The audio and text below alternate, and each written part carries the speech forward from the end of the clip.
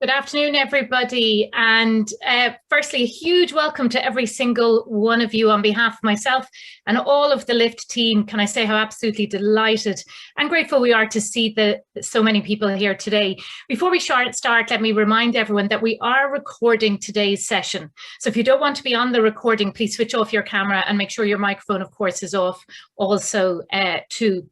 As I'm sure most of you know, LIFT stands for Leading Ireland's Future Together.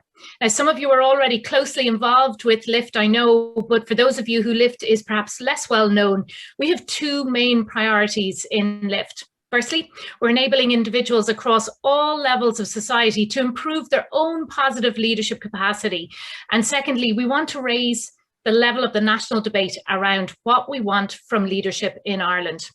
Already over 16,000 people nationwide have joined forces with LIFT in our less than 3 short years since we launched. And organisations such as ESB, our major banks, Merchants Key Ireland, Cancer Trials Ireland, NUI Galway, Munster Rugby, and over 200 other organisations of all shapes and sizes. And I see wedding dates there as well in the Burn Smokehouse in Lisdoonvarna. All kinds of organisations from all different sectors, profit, non-profit, sporting, schools, and so on, are all using LIFT to improve their own positive leadership capacity and create real positive change in their organisations and this country, which is what LIFT Ireland is all about. The Better Leadership Forum today is a major part of our attempt to raise the standard of discussion in Ireland about leadership. Over the course of this year, we're going to run 4 events as part of this forum, looking at the quality of leadership and the responsibilities of leaders in politics, in business, in the public sector, and starting today with leadership in the media. We did decide, or why did we decide to start our forum with leadership in the media? And perhaps a very, very short anecdote might speak to the key role of the media in this space.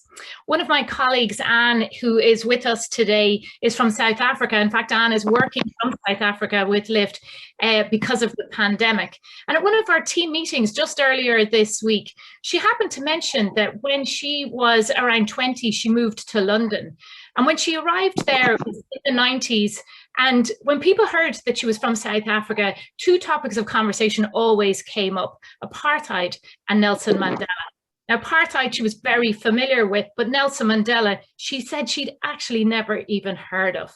And the reason why she never heard of Mandela was because of the tightly controlled media in South Africa at the time. Mandela's name was actually never mentioned.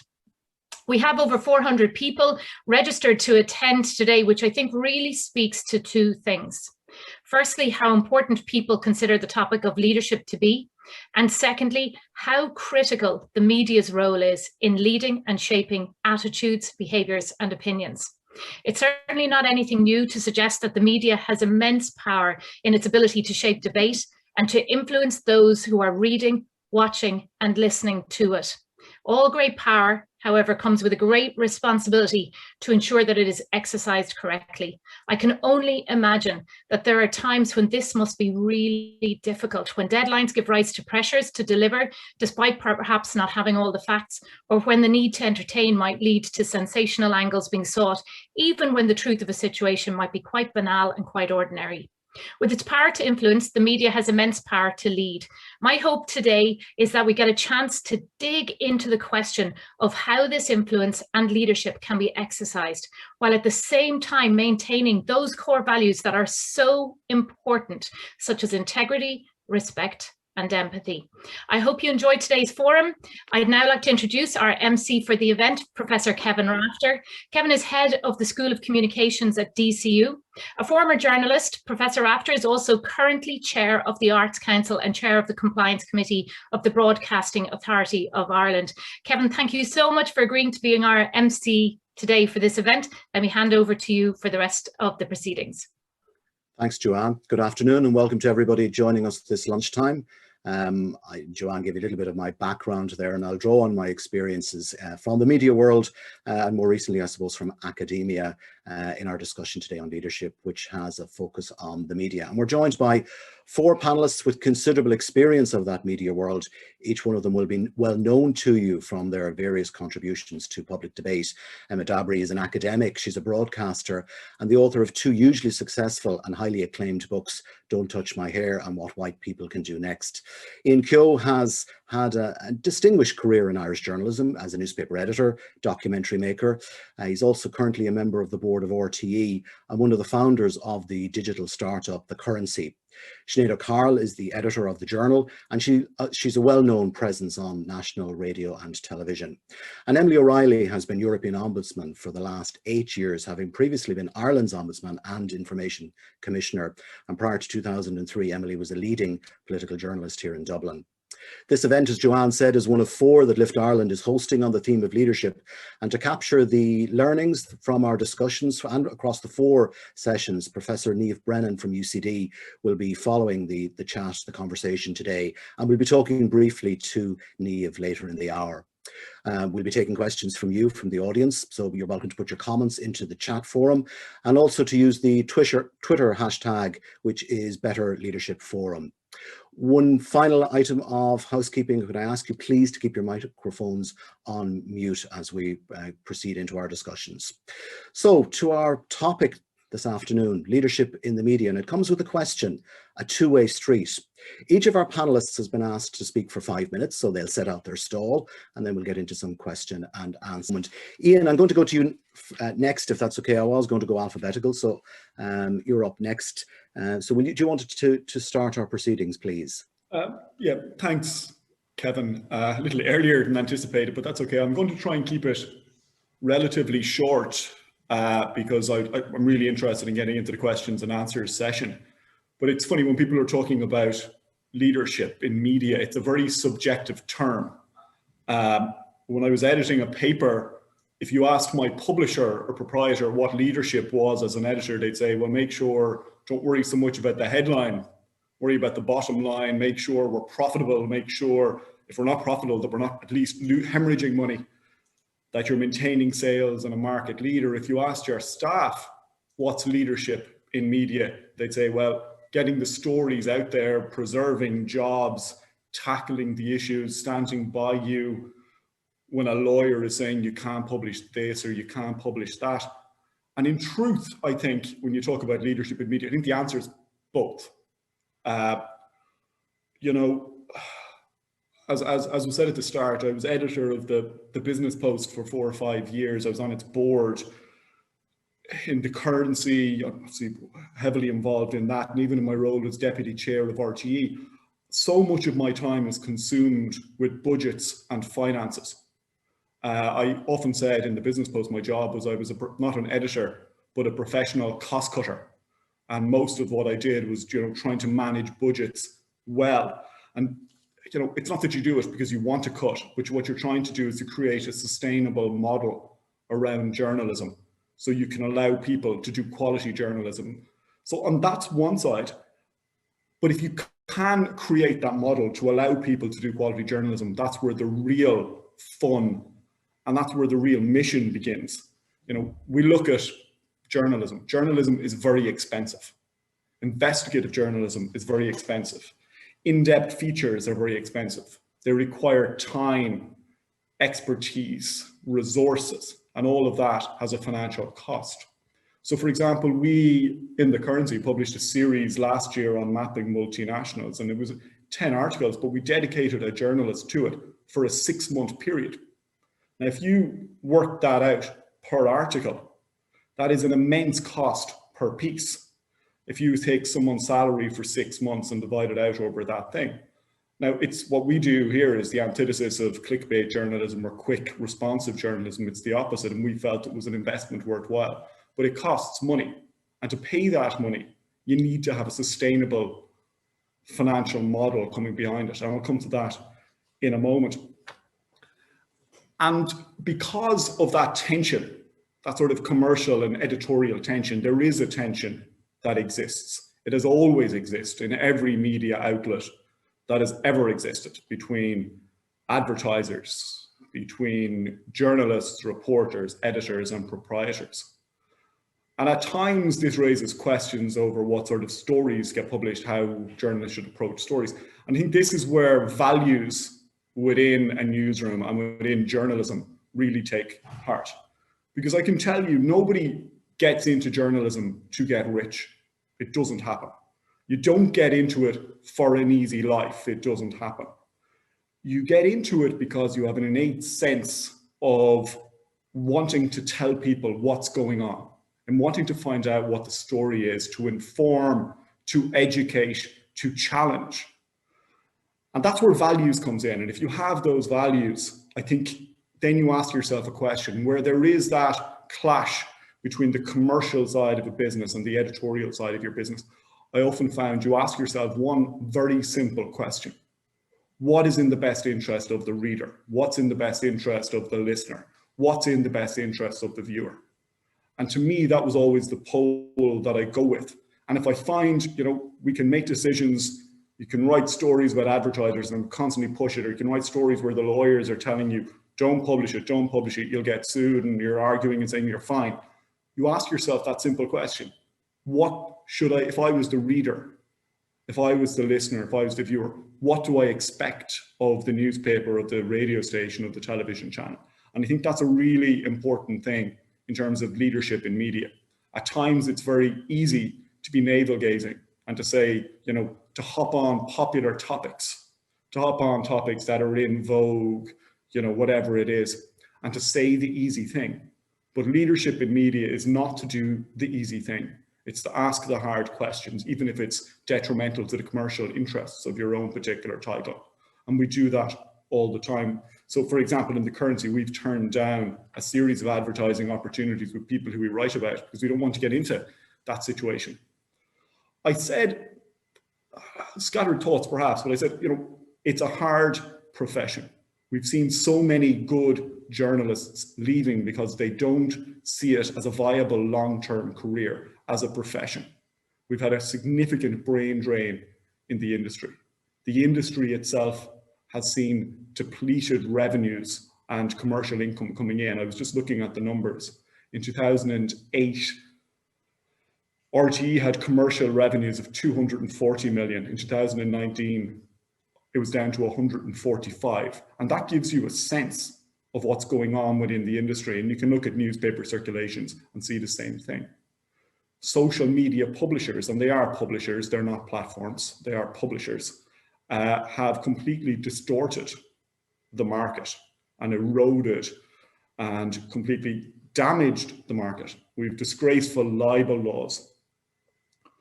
But I do think that's, you talk about leadership, it's incumbent upon those of us in the industry, not to succumb to those challenges, but to try and overcome those challenges, to look and say, how do we create a sustainable model to allow good journalists to do good work?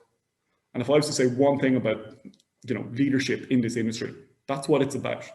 It's to write the good stories, to ask the hard questions and answer, actually. It's not just to ask the hard questions, but it's to answer the hard questions. And that takes time and resources. So I do think the big question of leadership now is how do we create that sustainable path going forward? Because otherwise, I think the industry will be withering by degrees. Thank you, Ian, and thank you for keeping to time, very prompt, and some really important issues there, which we will come to. I'm going to go to Sinead O'Carroll, editor of the Journal. You're up next. Thanks, Kevin. Good afternoon, everyone. And I'm glad Emma went between me and Ian there, because I think me and Ian pull on some of the same threads. And also, I think hopefully I'll address some of the gaps that I totally agree with Emma that we have in the media. I was looking at this from the point of view of the media as a whole, as a leader in Irish society, from that kind of privileged and very responsible position. For me, I think because of that, we have a responsibility to not be dictatorial in our position as a leader in society. And for me, that's always been our ethos in the Journal, that we're part of a media system, which in turn is part of society at large. And our role with our audience is one of equals. It's not a top-down relationship. And if we are to be equals, we have to really care about the audience's needs, their wishes, their questions. Very much like what Ian was saying about not navel gazing, actually asking what's the reader expecting. And we're in a lucky position that we do a lot of this through representation, but also through engagement. We try and provide our audience with a route that they feel listened to, that we have conversations with them, and so allowing people to feel heard. It's always part of our coverage plans of the journal, especially around big events, or covering a pandemic for over a year and a half. It's always a route to different products that we do is, okay, how can we hear from and talk to the audience that are so integral to any media system. It's also led to our newest initiative called the Good Information Project, where it was kind of this idea taken of what we do with Q&As or explainers or fact checks, kind of taking it to a more ambitious level and also slowing down that news cycle a bit. So we're hoping to avoid some of the reductiveness that we are all guilty of, and we certainly are. I'm sure we can find examples in the journal over the last 10 years of us doing exactly that. Our wish is that we can slow down the news cycle for people, that they don't have to get caught up in that insane 24-hourness of it, and navigate one important topic for 4 or 5 weeks, allow reporters to do that, and then stick with it so it doesn't just disappear into the ether. And that's something that we're hoping to be able to sustain. But going back to something what Ian says, it's a massive factor in leadership in the media, is how we run it and how we fund it. The journal is a 24-hour service and it's free to access. So for me, the media has to have, as a whole, we have to be providing a range of diverse and innovative products which matches people's needs in different ways. And I do think we have two examples from opposite ends of the spectrum here with the currency, which is obviously a subscription model that does a huge amount. Like Ian gave you the example of the 6 months of work on one topic and a handful of articles or 10 articles. That's something that we couldn't do at the journal, but it's incredibly important. And that work really transcends, like, what would the overall coverage of the Davy scandal have been without the currency? So if people don't subscribe, they're benefiting. Even if they don't subscribe, they're benefiting from the existence of the currency. And we almost work in a vice versa way. It's really important to us, and most of our audience recognize that it's really important that our news is accessible to and open to all and free for all, because it's responsible, it's information-led journalism. We answer questions, we challenge in a way that, so it's not just left to public funded entities like RTE. So that's been part of our funding model for the last year, that we've asked people if they feel that this is important to society, that they contribute to the journal in this way. And it's really landed with people. They really understand that if they want to keep the journal's content open, they're willing to give a £5 a month so everyone on their street can be informed and not just themselves. And it has been something that has landed with readers. Something else that has landed, but it actually also highlights a gap that we have, and I think probably highlights a gap across the media, is when we actually represent people properly, they feel like they want to fund the model that is allowing that to happen. One example we have is the transgender debate, and I say that in inverted commas, that rages in the UK at the moment because of certain legislative debates. That didn't happen when we changed laws here in Ireland 5 years ago, but some people are trying to import that debate to Ireland. When that happens, there is not knee-jerk, because it's actually not as negative as that, but there is a reaction from editors to say, okay, well, we need to talk to people about that. And I found that we were going to people, say, who had experiences, and Emma brought this up about racism. You're going to people asking them to give of themselves. So we're going to someone who is transgender and saying, can you explain this to us, or can you talk to us for an interview, or can you write us a piece? We wanted to try and stop that cycle. So instead of doing that, we hired a transgender person as a columnist, and she writes a column for us every week. It's not always on transgender issues. Sometimes it is. This week she wrote about going to the cinema. It's a model that works, but we have to make it work financially. We have to make sure it's equitable. Like, do we have representation of all of Ireland in that? And it's definitely something the audience wants. And I think it is, to me, it's highlighting a gap. It's maybe highlighting one success, one win, but a gap in other ways. So I think that's kind of my kind of perspective of what I see as some of the media as a whole, as a leader in the society, and also the challenges that very privileged position brings. Thanks, Sinead. Maybe when we come back, I might ask you to a little bit more about the information project as well, which sounds really fascinating. Emily O'Reilly, do you want to come in at this point, please?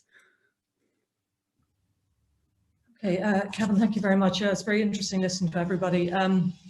Just on the title of the two-way street, I mean, I think political leadership is not working properly when we are served up sort of an impoverished leadership, or a leadership that is more of a followship, when you know, decisions are made which are based on, you know, populist opinion or pressure from one sector or another, and we get bad decision making.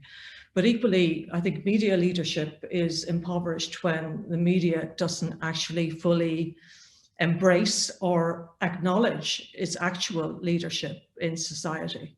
And it puts itself forward as almost a neutral commentator without any skin in the game, and failing to acknowledge the huge influencing role that it has across every element of society.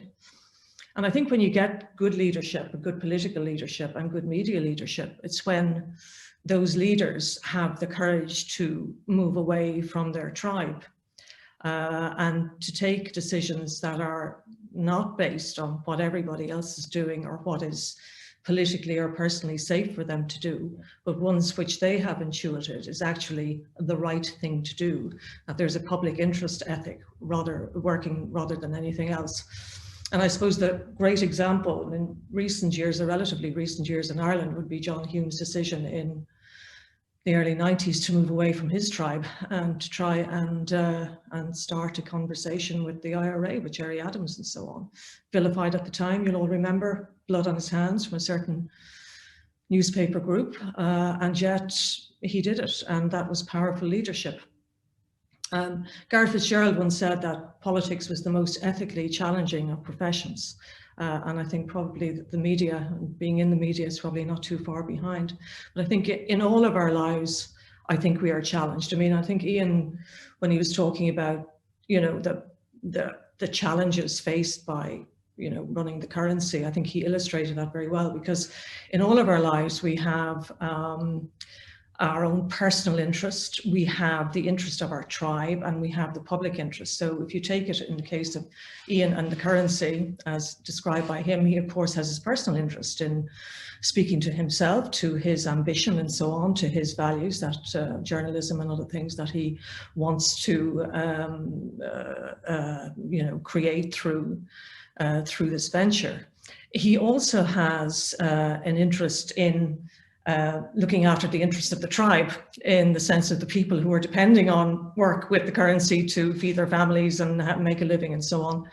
And he also has a public interest in that he's talked about, in making sure that the journalism that they publish through the currency is not compromised and does speak to the values. And he's spoken to, you know, the challenges that come with that. So all of us in our lives are actually wrestling with personal interest, tribal interest, family interest, and then the wider public interest. And I mean, I think what's been happening in Ireland and in every country, when we look at political decision making in relation to the pandemic, it is absolutely fascinating. It's almost like this global lab experiment in political decision making. And I know when I watch political leaders, whether it be Irish or French or some of the European leaders, I think, I'm not sure I do it consciously, but certainly unconsciously I'm doing, okay, he or she has made a statement, made a proposal. I reckon 20% of that is public interest, 50% is in the interest of the tribe, the party, the government, or whatever. Let me think how many percents are left. I think 30% is personal interest.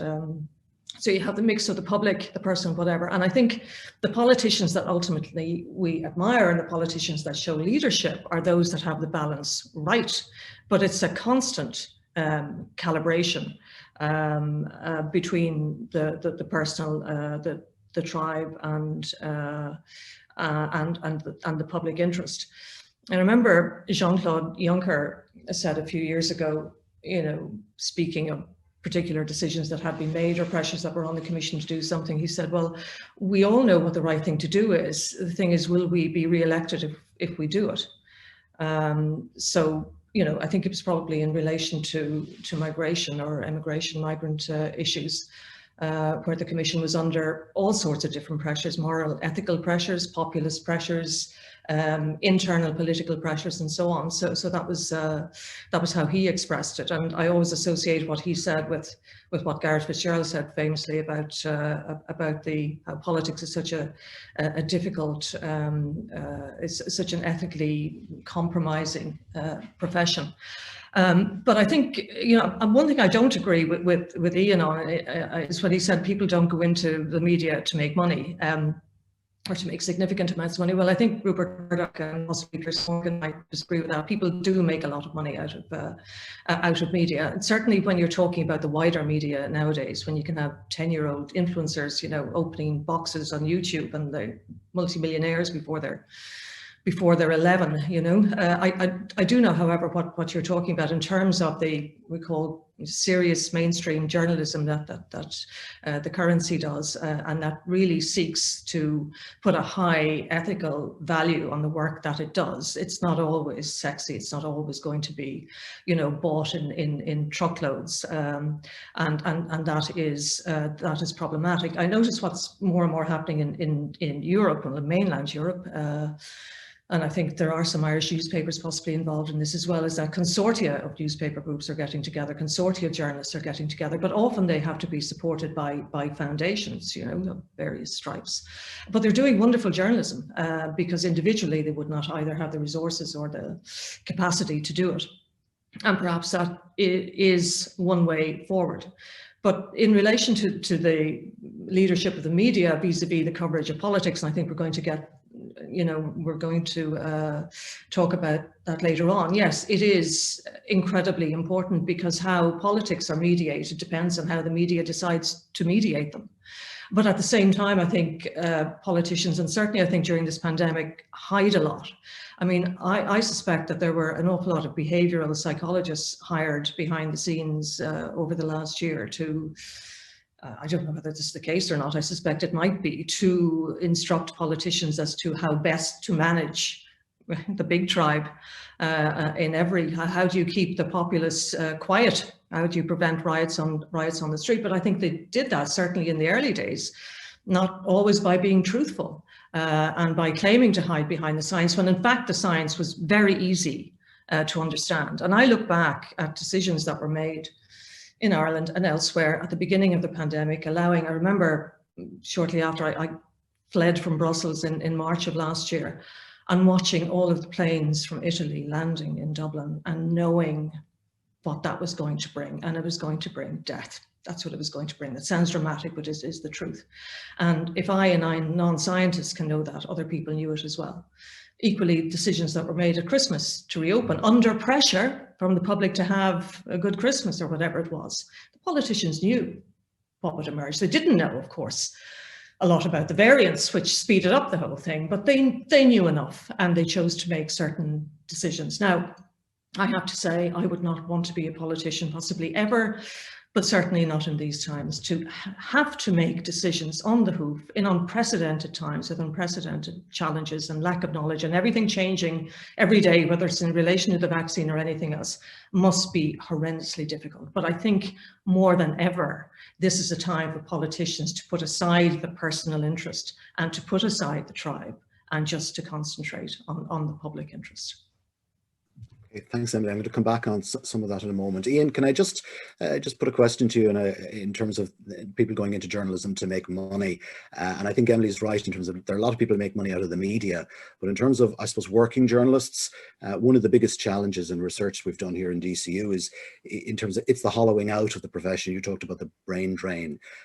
How do you ensure then that you've quality material, people like Sinead and yourself, that you can actually give people viable careers, because that's a role of leadership in journalism, that if somebody comes in their 20s, they're there in their 40s, they're there in their 50s, that there's a viable career.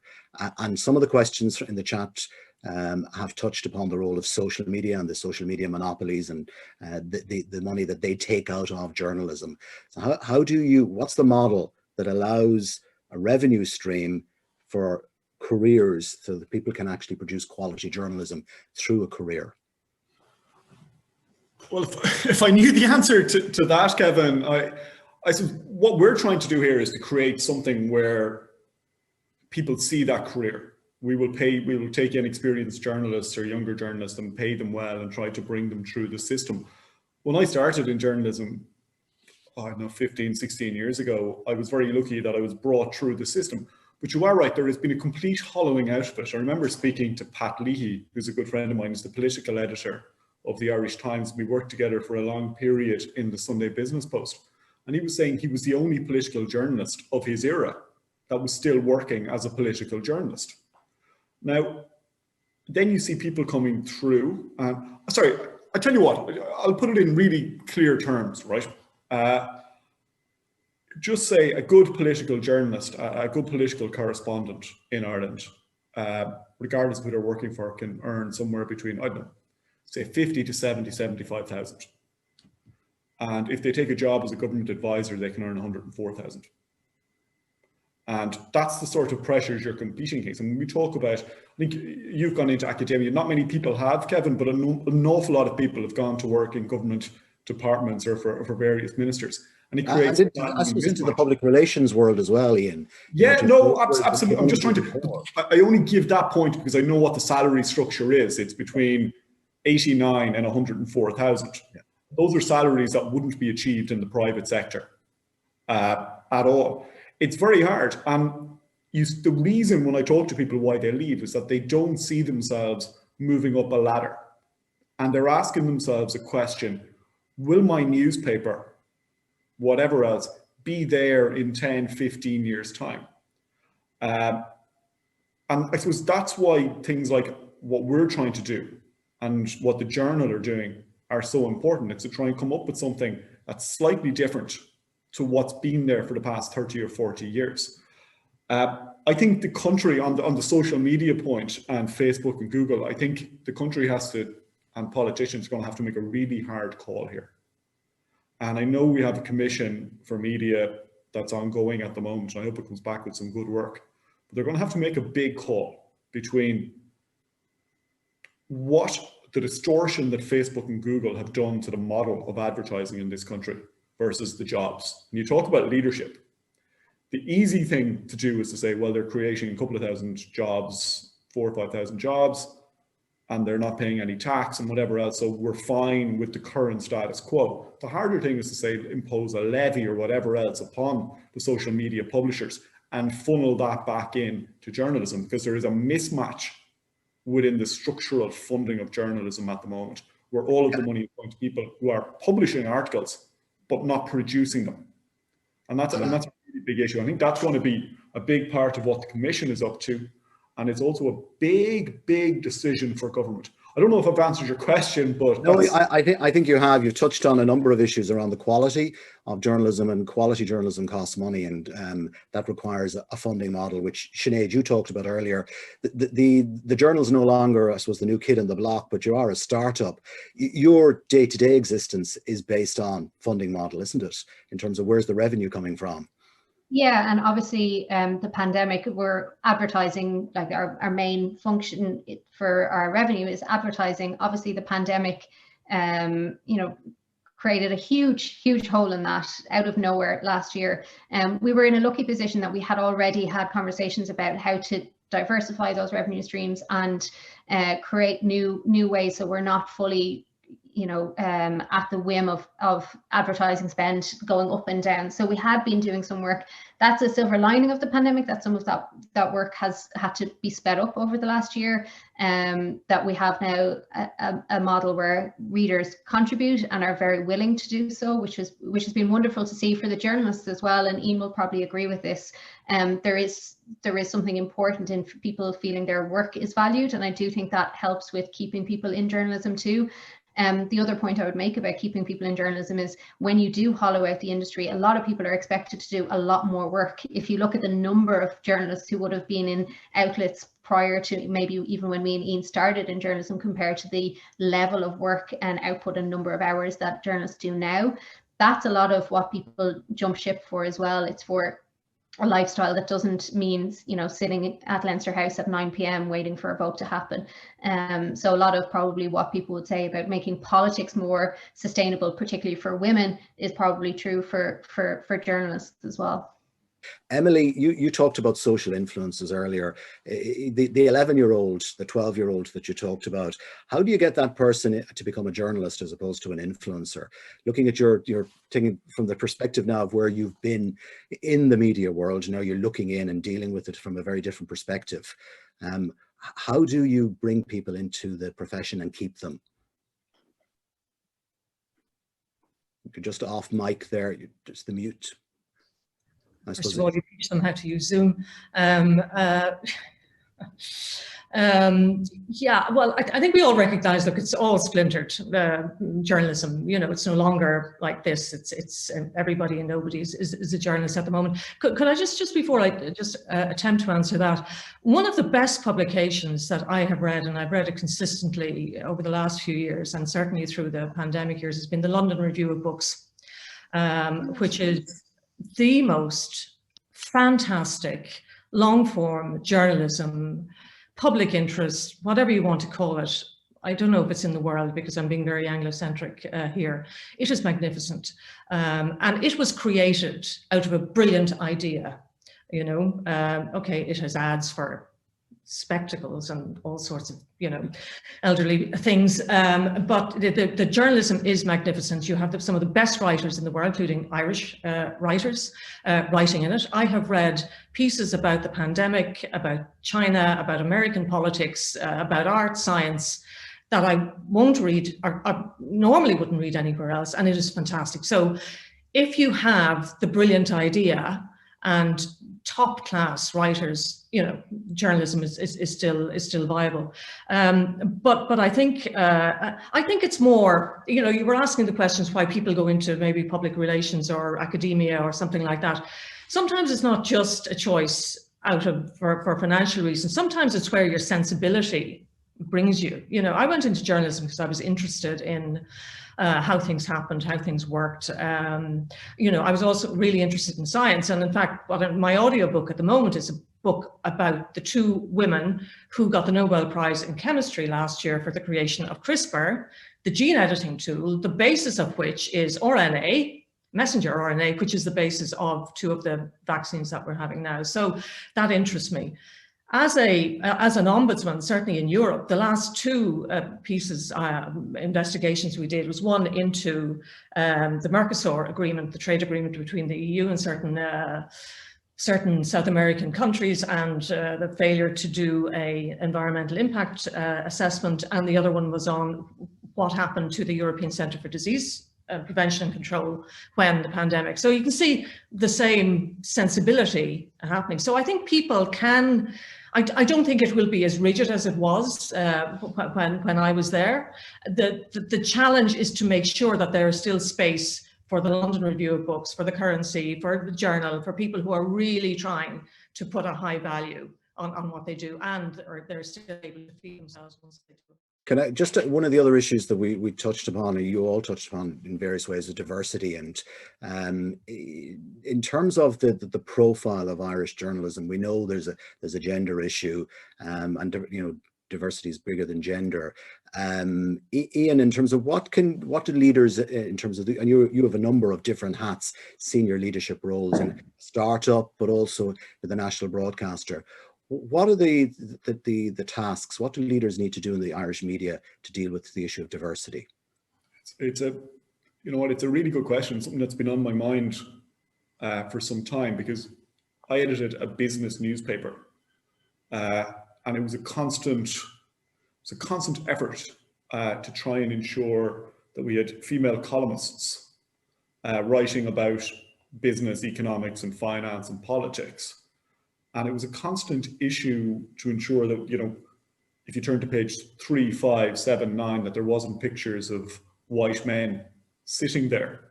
And one of the things we found, and I think it's changing, thankfully, was that an awful lot of women didn't want to be seen to be photographed talking about business or their business success, in the same way as men were delighted, even if they were running loss-making companies, were delighted to talk up how well they were doing. So there's a change on that. I think it's important that we start telling the stories and normalizing it. Okay. You know, normalizing that people are in business, both male and female, that to be a female founder is great, but you're just a business person. Try and normalize it a little bit from that. From RTE's point of view, it's something that's taken very seriously. About 2 years ago, I think it was, and it might be a year out, a diversity officer was appointed to try and ensure that there was more representation, not just of female voices, but of different views and people from different backgrounds and different cultures. Which is hugely important. I'm going to cut across you because we're up against time, but I do want to bring Sinead and Emma in very late. Like we know, 2/3 of Irish journalists are male, and as we go up the seniority channel narrows. So the fact that you have the word editor after your name today is a rarity. What steps, just briefly again? Yeah, I think because we are newer, we don't have some of the legacy issues of older publications. Like our managing editor is female, I'm the editor, I'm female, our deputy editor is female, and we have 2 female assistant news editors. So we do a lot of heavy lifting for the Irish media in terms of female representation at senior management level. But as I said earlier, there are gaps, and I would agree with Emma. I think a lot of the gaps of representation for us is because we have a lot of work to do for other communities, for a lot of communities to feel represented by journalists in the media.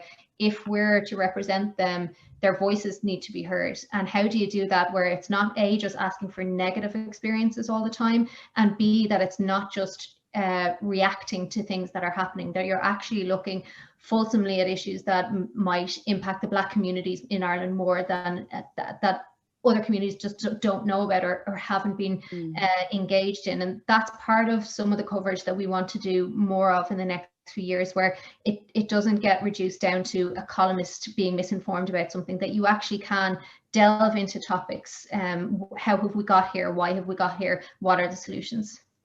I would love to keep this going, but I'm up against the clock, so I'm going to have to draw the conversation to a close. It's been lovely chatting to the 4 panelists. Thank you very much, really informative. What a great start to the Lift Ireland initiative. Niamh Brennan, you've been listening in.